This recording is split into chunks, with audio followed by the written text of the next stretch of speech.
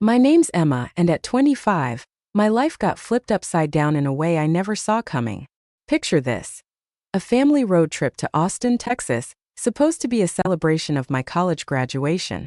Instead, my family thought it'd be a riot to ditch me at a gas station in the middle of the Marfa Desert, 800 miles from home.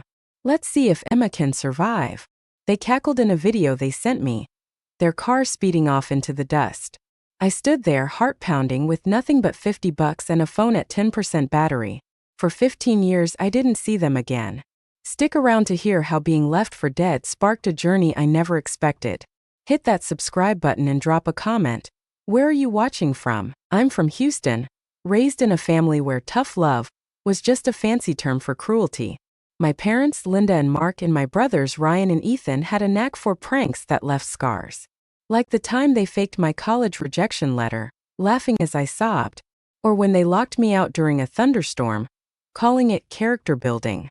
I just graduated with a marketing degree, dreaming of a job at a Dallas creative agency, but my folks wanted me chained to their car dealership, designing their boring ads. With student loans piling up and only a part-time barista gig, I was stuck relying on their money for rent. They knew it too, always dangling that support like a leash. That Texas trip started with their usual jabs, hiding my phone, blaming me for bad directions. I thought I could handle it, just grin and bear it for a few days. But when I walked out of that gas station, snacks in hand, and saw an empty parking lot, my stomach dropped. Their text came through. A video of them grinning, captioned, "Survived the desert, sis." You won't believe what happened next. Standing in that Marfa gas station parking lot, with the Texas sun scorching my skin and my family's laughter echoing in that cruel video, I felt like the ground had vanished beneath me. Their text, "Survived the desert, sis," burned into my brain as I replayed the moment I walked out with those snacks, expecting to see our SUV. Instead, I got nothing but dust and a sinking realization. This wasn't just another prank. This was them saying I was disposable. My family, Linda, Mark, Ryan, and Ethan, had spent years sharpening their jokes to cut deep, and this was their masterpiece. But let me take you back to the world I came from, so you'll understand why this betrayal, brutal as it was, didn't come out of nowhere. Growing up in Houston, our house was a battlefield of so-called humor. My parents believed humiliating me was some twisted way to make me strong. Take my 16th birthday. They told everyone I'd failed my driver's test, then laughed when I cried in front of my friends. They'd staged the whole thing, passed me off as a loser for kicks. Ryan, the eldest at 30, and Ethan, 28, were their perfect apprentices. They once swapped my college application essay with a joke version, nearly tanking my admission to the University of Texas. Every time it was the same refrain. "Can't you take a joke?" Mom's specialty was subtle digs, like whispering I'd be prettier if I fixed my posture before family photos. "Dad?" He'd roar with laughter, egging my brothers on, like when they hid my prom dress and left me scrambling hours before the dance. I just graduated with a marketing degree, itching to land a job at a creative agency in Dallas, somewhere I could breathe free and build my own life. But my parents had other plans. They wanted me glued to their car dealership, churning out flyers for their used sedans. "It's stable," Mom would say, her voice dripping with condescension. "Not like those artsy dreams of yours." I was drowning in student loans, scraping by on a part-time barista job at a local coffee shop. They paid my rent, but it came with strings, constant reminders that I owed them, that I'd be nothing without their support. It kept me tethered, too scared to break away. That road trip to Austin was billed as a graduation gift, but it felt like a gauntlet from the start. The first day, Ryan hid my phone in his bag, smirking as I tore through my stuff in a panic. Ethan ate my packed lunch while I slept in the back seat, then mocked me for being hangry. Dad took a wrong turn on purpose, blaming my navigation skills, even though he was following GPS. Small, sharp cruelties piled up, each one chipping away at me. I'd learned to swallow the hurt, to tell myself it was just a few days. Get through it, I thought, then focus on job applications, on freedom. But that night at a motel just outside San Antonio, I overheard them through the thin walls. "She's too soft," Mom said. "The real world'll crush her if she doesn't toughen up." Dad's reply chilled me. "Maybe this trip'll teach her a lesson." I went to bed with a knot in my stomach, clueless that their lesson would be to leave me stranded in the middle of nowhere. What happened next pushed me to the edge, but it also set me free. That night in the San Antonio motel, hearing my parents plot to teach me a lesson, I tried to shake off the dread, convincing myself it was just more of their twisted tough love. But the next day, as we crossed into the vast empty stretches of West Texas, their plan hit me like a freight train. That gas station near Marfa, isolated with nothing but desert for miles, was where they chose to execute their cruelest prank yet. I walked out of the convenience store, arms full of snacks, expecting to see our SUV idling. Instead, I found an empty lot, my family's taunting video buzzing on my phone. "Survive the desert, sis." Their laughter paired with that caption felt like a knife. This wasn't just abandonment, it was a public spectacle, and it broke something in me. But it also lit a fire I didn't know I had. The trip to Austin had been tense from the jump. Ryan kicked it off by borrowing my phone and pretending he'd lost it, smirking as I begged for it back. Ethan, not to be outdone, swapped my water bottle with one filled with hot sauce, cackling when I choked. Dad kept up the charade, taking a scenic detour that added 2 hours, then blaming me when we hit traffic. I gritted my teeth, counting down the days until I could escape to my job applications. But their jabs weren't random, they were building to something bigger. That morning they'd been eerily quiet, almost polite, which should have tipped me off. It was the calm before the storm, a pattern I knew too well from years of their so-called pranks. I stepped into that gas station to grab a Coke for Ryan, jerky for Ethan, and a water for myself. The cashier, a woman named Clara with kind eyes, chatted me up about the heat. I paid, smiled, and walked out, then froze. My phone down to 10% battery pinged with their video. I watched, numb, as they grinned from the SUV, mom waving like it was a game show. A group chat message followed. "Good luck, Desert Rat." They'd posted the video online, and it was already racking up likes. Strangers laughing at my expense. I called Dad, voicemail. Mom, voicemail. Ryan picked up, chuckling. "We're 20 miles out," he said. "Figure it out." Ethan's voice cut in. "Survival of the fittest." Then the line went dead. I tried again, blocked. All of them had blocked me, with $50 in my wallet, a debit card with maybe 200 left, and my suitcase trapped in their trunk. I was stranded. The desert heat pressed down my phone at 8% now. I sank onto the curb, cycling through panic, rage, and disbelief. Every few minutes I checked for a text, some sign they'd turn back. Instead, another group chat photo landed. Them at a diner, burgers in hand, captioned, "Wonder if Emma's found dinner yet?" Laughing emojis piled up. Clara, locking up for her shift, saw me sitting there, tears streaking my face. "You okay, hon?" she asked. I spilled it all, the video, the abandonment, the years of cruelty. Her jaw dropped. "That's not a prank. That's wrong." She offered to call her aunt in Bend, Oregon, who rented rooms. As the sun dipped below the horizon, I realized I had a choice. Chase the family that threw me away or take a leap into the unknown. What I chose changed everything. The sun was sinking behind the Marfa Desert, painting the sky blood orange as I sat on that gas station curb. My phone dead and my family's mocking laughter looping in my head.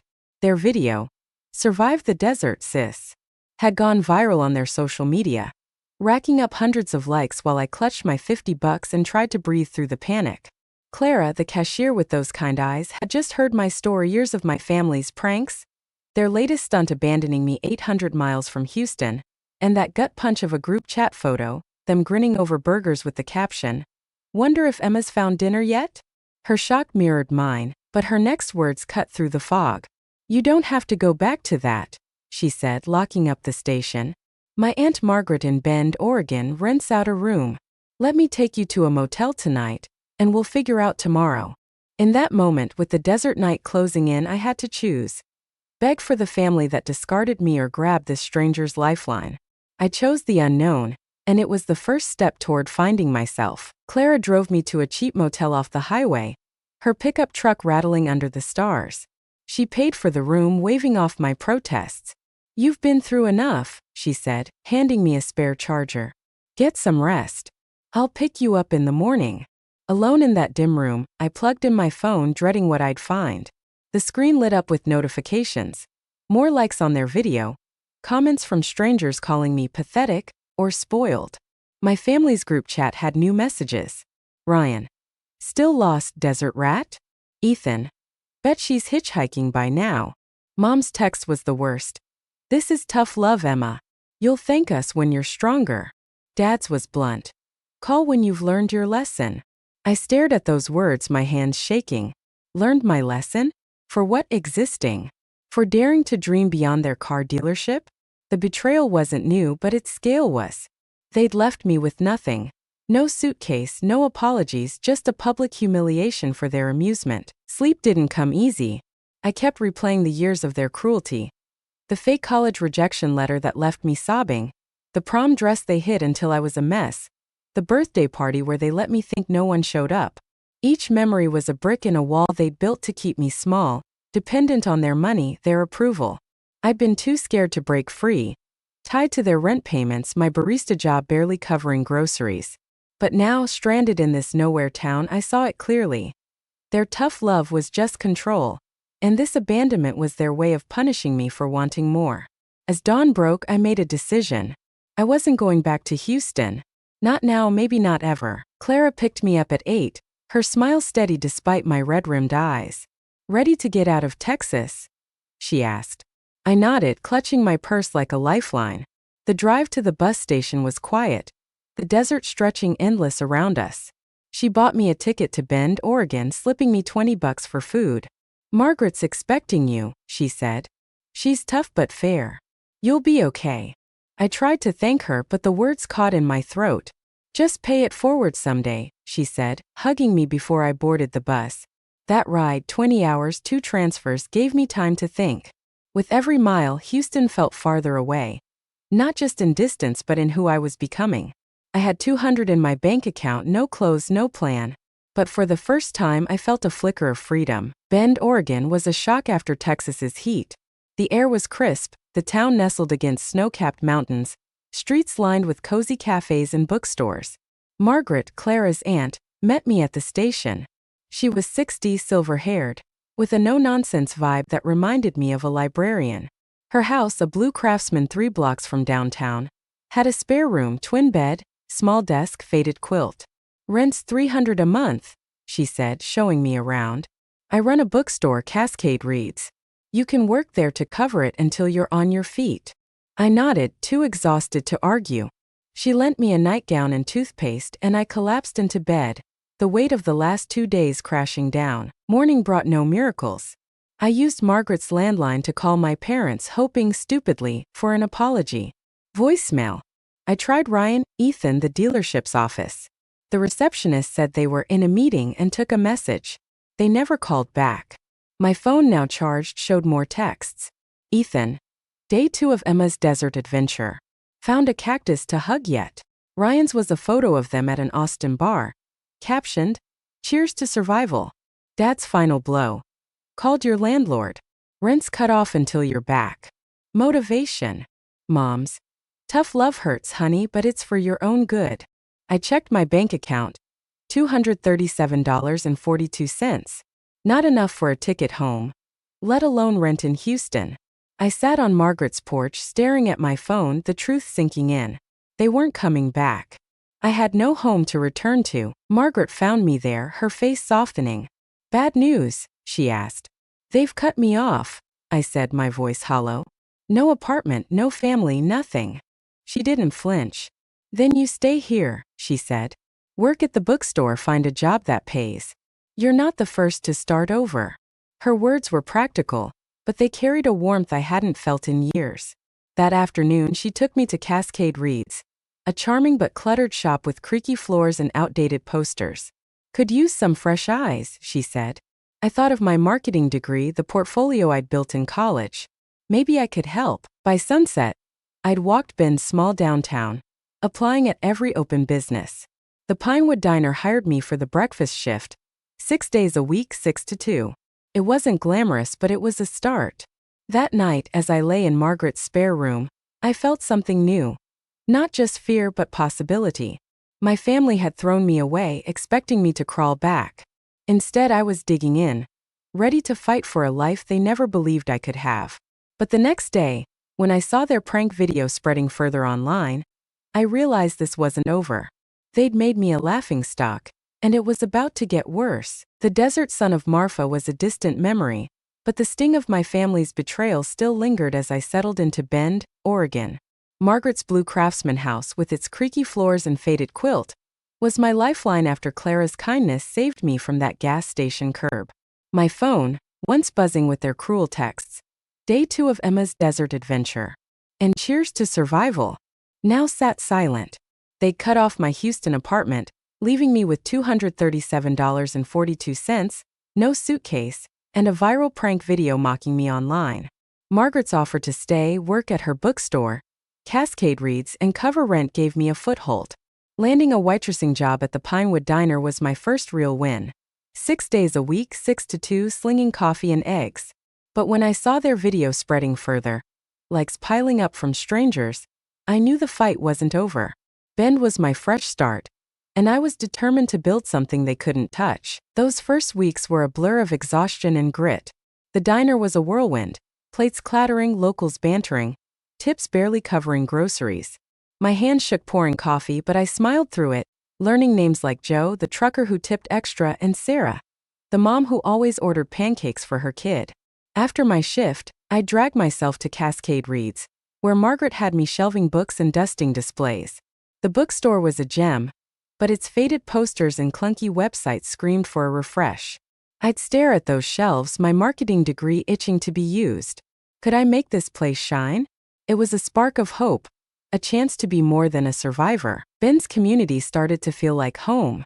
At the diner I met Lily, a 27-year-old waitress with a quick laugh and a knack for handling rude customers.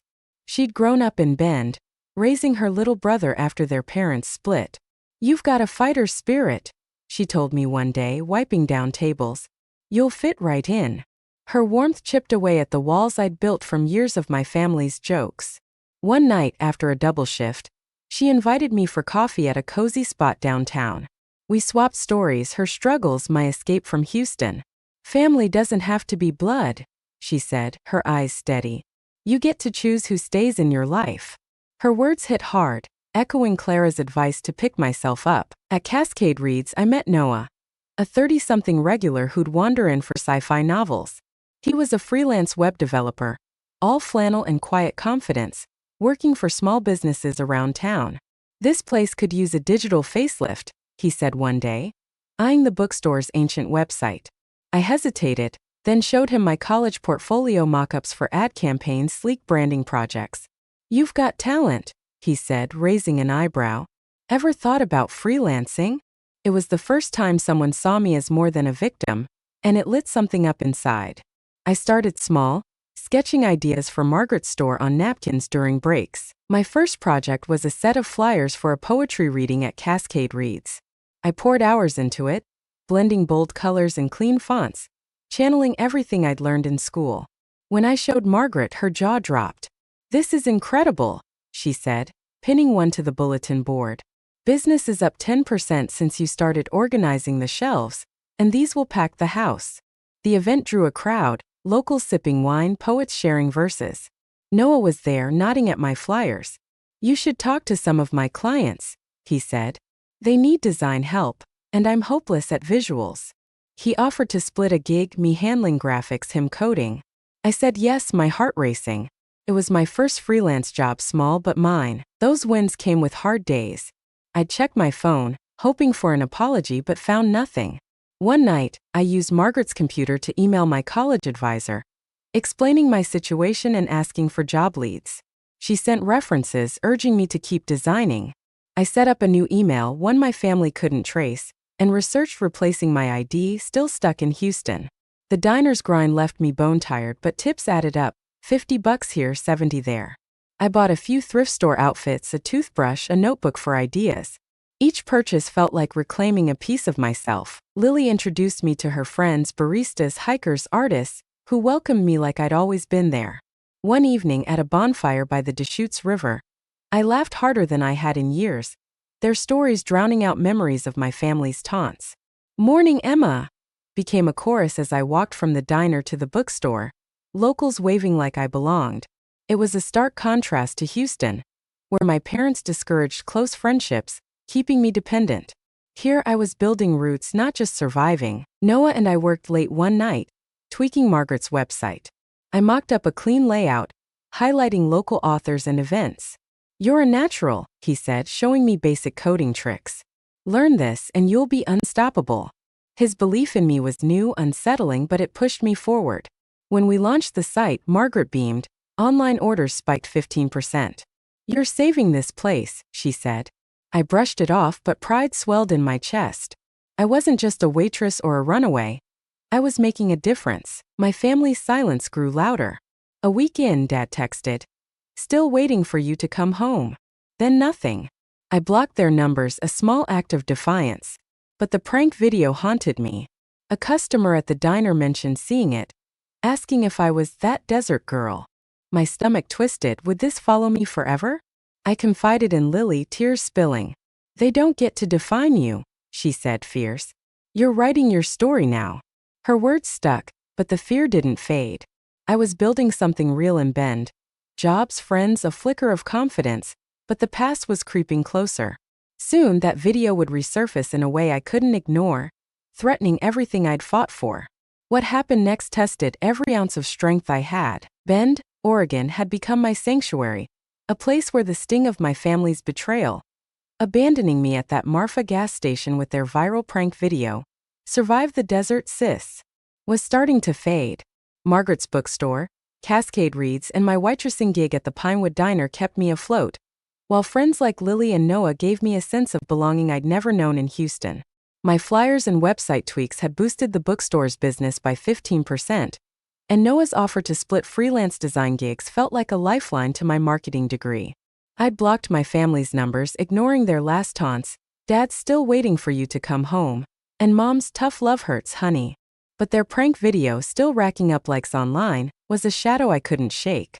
When a diner customer called me that desert girl, my stomach knotted. Lily's fierce words, "They don't get to define you," kept me grounded. But I didn't know the past was about to crash into my new life, forcing me to fight back in a way I never expected. It started on a chilly Tuesday 3 months into my Bend life. I was wiping down tables at the diner when Lily nudged me, her face pale. "You need to see this," she said, showing me her phone. A local blogger, some guy with a following for quirky Oregon stories, had dug up my family's video. "Stranded in the Desert, the viral prank that left a girl lost," the headline read. He'd tagged the Pinewood Diner, claiming I worked there. Comments flooded in, some pitying, others cruel, calling me a drama queen or worse. My hands shook as I scrolled. Customers at the counter were whispering, glancing my way. Joe, the trucker who always tipped extra, asked, "This you, Emma?" I mumbled something and fled to the break room, my heart pounding like it had at that gas station. The video was everywhere, shared on local forums, even popping up in a Bend Facebook group. My family's grinning faces, their laughter as they drove off, felt like a fresh wound. I'd built something here, friendships, a job, a spark of confidence, but now I was the desert girl, a punchline again. At the bookstore that evening, Margaret noticed my silence. "What's wrong?" she asked, stacking books. I showed her the blog post, tears burning my eyes. "I thought I'd escape this," I said. "Now everyone knows, and it's ruining everything." She set the books down, her voice firm. "You're not that video. You're the woman who's keeping my store alive. Don't let them take that from you." But the fear was relentless. What if I lost my job? What if Ben turned on me? That night, I sat in Margaret's spare room, staring at my laptop. I considered running, packing my thrift store clothes and starting over somewhere else. Lily stopped by after her shift, her eyes blazing. "You're not running," she said, sitting on my bed. "You've got a life here, people who care. That video's their shame, not yours. Take it back." Her words echoed Clara's from Marfa. "Choose yourself." Noah texted, offering to help. "We can make a response video," he wrote. "Tell your side. I'll edit it." I hesitated. Going public felt like stepping into a fire, but hiding felt like letting my family win again. The next day, I met Noah at a quiet coffee shop downtown. He set up his laptop, showing me clips he'd mocked up, simple, raw, just me talking. "Be honest," he said. "People will connect with that." I took a deep breath and recorded, my voice shaky at first. "My name's Emma, and 3 months ago, My family left me at a gas station in Texas, 800 miles from home. They called it a prank, posted this video for likes. But it wasn't a joke. It was years of cruelty, fake rejection letters, locked doors, public humiliation. They wanted me broken, dependent. Instead, I found Ben, people who lifted me up, a chance to start over. I'm not their victim. I'm building my life, and this is my story. I cried halfway through, but Noah kept the camera rolling. That's the real stuff, he said, editing late into the night. We posted it on YouTube, titled The Truth Behind the Desert Prank. I braced for backlash, but within hours views climbed 500, then 2,000. Comments poured in. You're so strong. Your family's awful. Welcome to Bend. Locals shared it, drowning out the blogger's post. At the diner, Sarah slipped me an extra tip, whispering, "Saw your video. You're one of us." Joe clapped my shoulder, saying, "Takes guts, kid." Margaret reported more foot traffic at Cascade Reads, people curious about the bookstore girl. My response was outpacing their prank, reclaiming my narrative. For the first time, I felt powerful, not powerless. But my family wasn't done. Ryan emailed from a new address, furious. "You're slandering us," he wrote. "Take that video down or we'll sue." Ethan's text was colder. "You're embarrassing the dealership." Dad's pissed. Mom's message dripped with guilt. "How could you do this to us, Emma? We're family." Dad's was a threat. "You'll regret this when you need us." I stared at those words, rage bubbling. They'd left me with $50 and a dead phone, made me a public joke, and now played the victims? I showed Noah the messages. "They're scared," he said. "You're not their puppet anymore." He connected me with a friend, a lawyer in Bend, who said their threats were empty. No case, just bluster. "Keep your video up," she advised. "It's your truth." Lily organized a small gathering at the bookstore that weekend, inviting diner regulars and her friends. Margaret brought cookies. Noah set up a projector to show my video. 20 people came, clapping when it ended. "You're family now," Lily said, hugging me. I looked around. Faces that didn't mock, didn't demand I shrink. I'd been in Bend 3 months, and already I had more than Houston ever gave me. But the victory was bittersweet. The video spread meant my family knew where I was. Ryan's email hinted they'd tracked me to Oregon. I'd taken back my story, but they weren't letting go. Soon, their anger would push them to confront me in a way that threatened everything I'd built. What happened next wasn't just a fight for my name. It was a fight for my future. My response video, The Truth Behind the Desert Prank, had turned the tables on my family's cruel stunt, racking up 2,000 views and a wave of support from Bend, Oregon's tight-knit community. Their video, mocking me as they abandoned me at that Marfa gas station with $50 and a dying phone, was losing traction, drowned out by locals sharing my story. Lily's fierce encouragement, Noah's editing skills, and Margaret's unwavering belief had given me a voice, transforming me from desert girl to someone who belonged. The Pinewood Diner buzzed with regulars like Joe and Sarah, slipping me extra tips and words of pride, while Cascade Reads saw new faces drawn by my flyers and revamped website. But my family's reaction, Ryan's furious email threatening a lawsuit, Ethan's cold jab about the dealership, Mom's guilt-tripping "we're family," and Dad's ominous "you'll regret this," hung over me like a storm cloud. They knew I was in Bend, and their silence after those messages felt like the quiet before a bigger fight. I'd claimed my story, but I wasn't safe yet. Ben's embrace was about to prove stronger than I could have imagined. The fallout from my video hit hard and fast. By Monday, the blog post that revived their prank was buried under supportive comments on my YouTube page. Locals packed the diner, some just to shake my hand. "You showed him," Joe said. His usual coffee order paired with a $10 tip. Sarah brought her kid in, whispering, "You're an inspiration." At Cascade Reads, Margaret reported a 20% spike in sales, crediting my event posters and the buzz from my video. "You're putting us on the map," she said, her eyes crinkling. Noah, crunching numbers at the bookstore counter, grinned. "Your video's at 3,000 views. That's bigger than most Bend influencers." I laughed, but the knot in my chest didn't loosen. Ryan's email, "Take that video down or we'll sue," kept me up at night. Were they bluffing? Or would they show up here? Lily sensed my worry during a slow diner shift. "They're just mad you're not crawling back," she said, scrubbing a counter. "You've got us now." She was right, but the fear lingered. Noah had connected me with his lawyer friend Karen, who'd laughed off their threats. "No grounds for a lawsuit," she said over coffee. "That video's your story, and it's true. If they contact you again, forward it to me." Her confidence steadied me, but I needed more than legal advice. I needed Ben to hold me up. That's when the community showed its true colors. Thursday night, Margaret closed Cascade Reads early and turned it into a makeshift party spot. Lily spread the word, and 25 locals showed. Diner regulars, bookstore patrons, even Clara's cousin from a nearby town. Noah projected my video on a blank wall. And when it ended, the room erupted in cheers. Margaret raised a glass of sparkling cider. To Emma, who turned pain into strength. Lily hugged me, whispering, "This is your home." I looked at those faces. People who didn't know me 3 months ago, now standing by me like family. My real family had left me with nothing but a cruel caption. "Good luck, desert rat." These people gave me everything: trust, respect, a place to belong. I wiped away tears, my voice cracking as I thanked them. "I was lost when I got here," I said. "You helped me find myself." But my family's shadow crept closer. Friday morning, I checked my email and found a new message from Ethan, sent from a different account. "You're killing Dad's business," it read. "Customers are asking about your lies. Take the video down, or we're coming to Bend." My stomach dropped. They weren't just threatening lawsuits, they were threatening to invade my new life.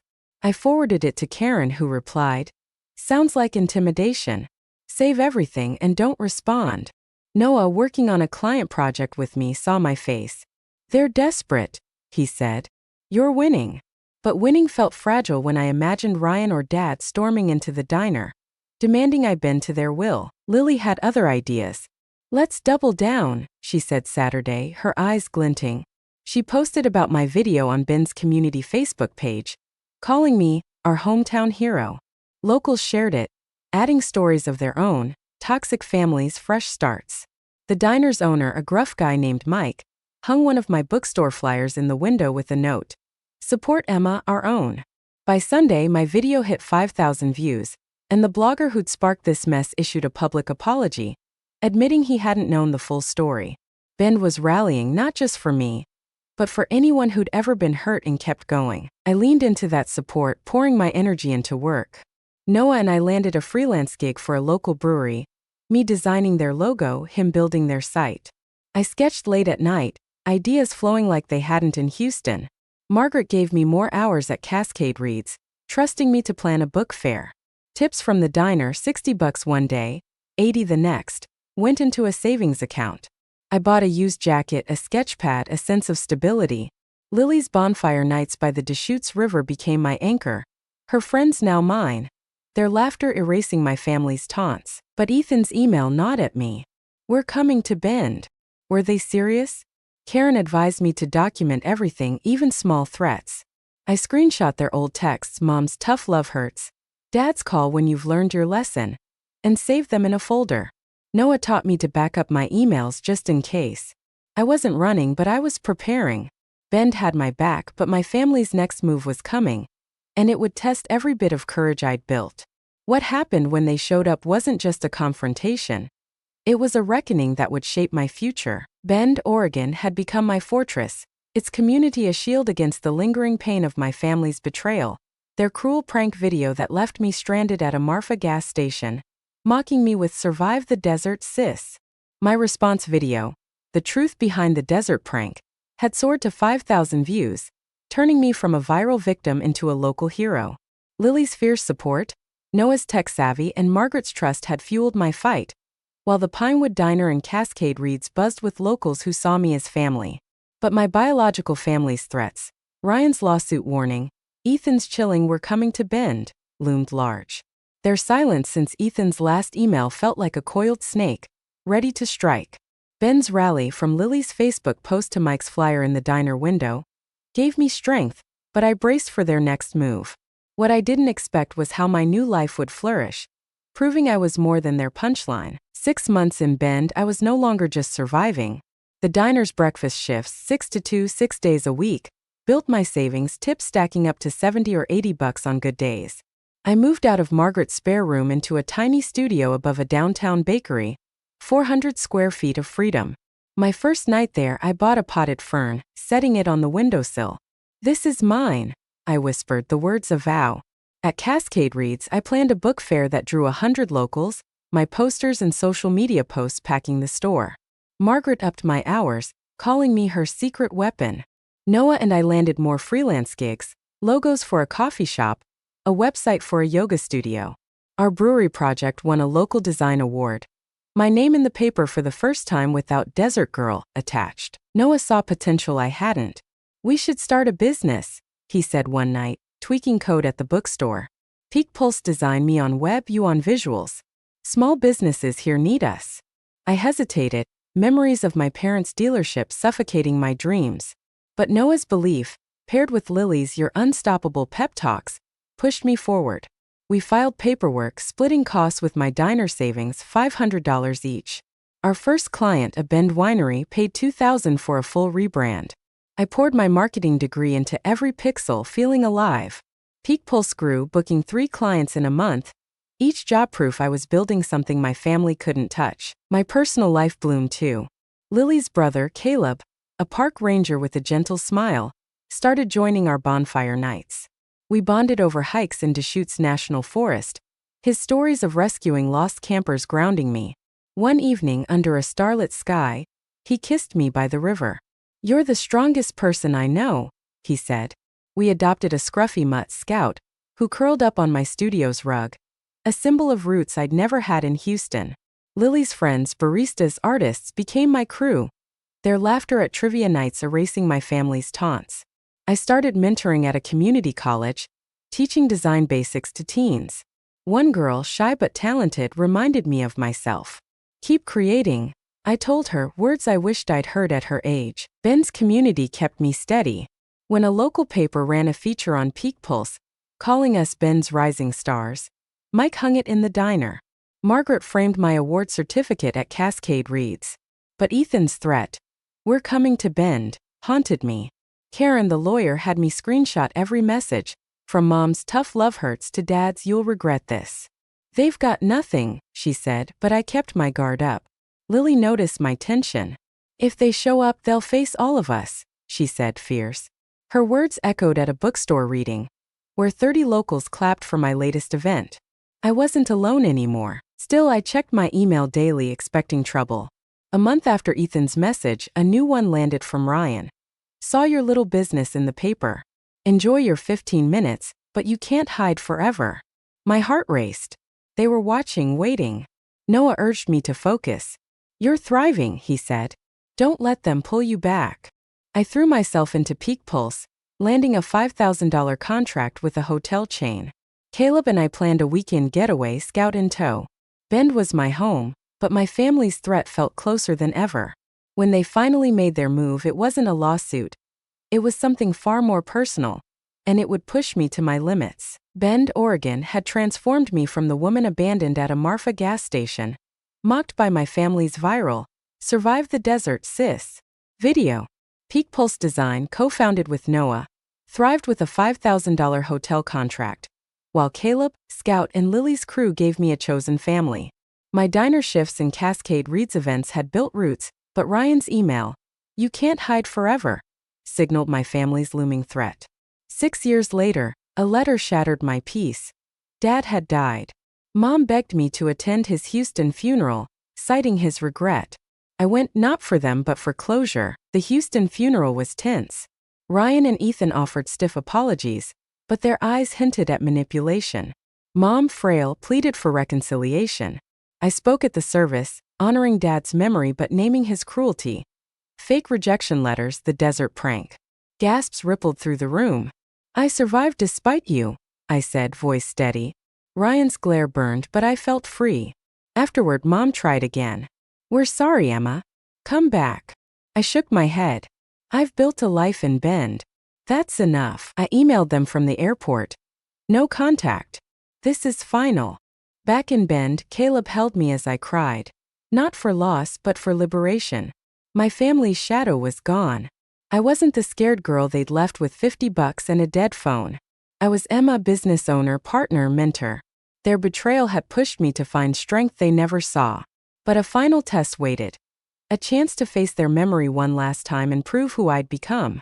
What happened next sealed my journey, showing me the power of choosing my own path. Leaving Houston after Dad's funeral, I felt unburdened. The weight of my family's betrayal, abandoning me at that Marfa gas station with their cruel, "Survive the desert, sis" video finally lifted. My speech calling out their cruelty, and my email demanding no contact marked the end of their hold. Back in Bend, Oregon 15 years after that desert day, I stood stronger. Peak Pulse Design thrived, employing 10, serving clients across 3 states. Caleb and I married, adopting another dog, our home a haven. Lily, Noah, and Margaret were my chosen family, their support outshining Houston's shadows. Reflecting, I see how their cruelty forged my resilience. From $50 and a dead phone, I built a life of purpose. Ben taught me that family is who lifts you, not who breaks you. My lesson: pain can be a teacher. Choose who surrounds you, those who see your worth. Even in your darkest moments, you can rewrite your story. One last test came. A letter from Mom years later seeking forgiveness. I sent a photo of my team at Peak Pulse. No words, just proof of my joy. It was enough. I'm not defined by their abandonment but by what I created. Love, community, strength. Have you turned pain into purpose? Share your story below. Like, subscribe, and share if my journey moved you. Sometimes being left behind is the first step forward. Choose your people, hold them close, and never stop building your story. Thank you for joining mine.